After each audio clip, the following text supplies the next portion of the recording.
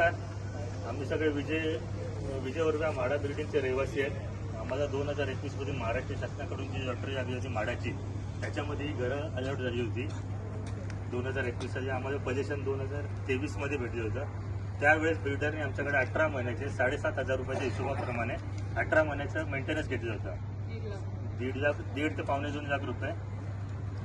तरी मेंटेनन्स 18 महिने संपल्यानंतर आम्ही बिल्डरकडे वारंवार सोसायटी फॉर्मेशनसाठी पाठपुरावा करतो, तर त्यांनी आम्हाला अजूनपर्यंत सोसायटी फॉर्मेशन दिली नाही. आणि सध्या आमच्यात काही मेंटेनन्सवरून इश्यू चालू असल्यामुळे मेंटेनन्स थांबले आणि त्याच्यामुळे बिल्डरने आमचं पाणी, साफसफाई, हाऊसकीपिंगची सगळी सेवा बंद केली आहे. आमचा रस्ता, स्वतःचा रस्ता आहे, तो अडवून ठेवला.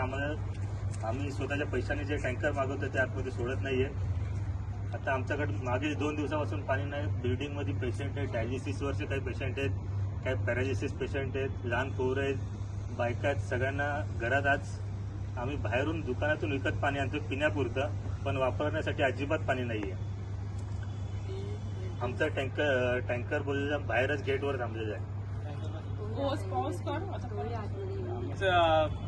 आता आम्ही पाण्याचा टँकर सुद्धा आमच्या पैशाने मागवलाय. मागचे 18-20 तास होऊन गेलेत, पाणी अजिबात नाहीये आमच्याकडे. ना आमच्या लहान मुलांना प्यायला पाणी आहे, ना आम्हाला प्यायला पाणी आहे. घरातली सगळी माणसं आज आम्ही खाली आहोत. पोलीस स्वतः इथे आलेले आहेत, तुम्ही पाहिजे तर बघू शकता. पोलीसही 2 कॉन्स्टेबल आम्हाला पाठवलेले आहेत, पण त्यांनाही न जुमानता या बिल्डरने आम्हाला जो आम्ही आमच्या पैशाने आणलेला टँकर आहे तो सुद्धा आतमध्ये जाऊन देत नाहीये. खोटं सांगतोय लोकांना की आमच्याकडे एवढं थकबाकी आहे, तेवढं थकबाकी आहे. आम्ही दिलेला एकूण एक पैसा यांनी त्या मेंटेनन्सच्या नावाखाली सर्वत्र तो पैसा ऍड करून घेतलेला आहे. एकही रुपया त्यांनी आम्हाला, म्हणजे गरिबाला जगावं की मारावं अशी अवस्था करून ठेवलेली आहे या बिल्डरनी.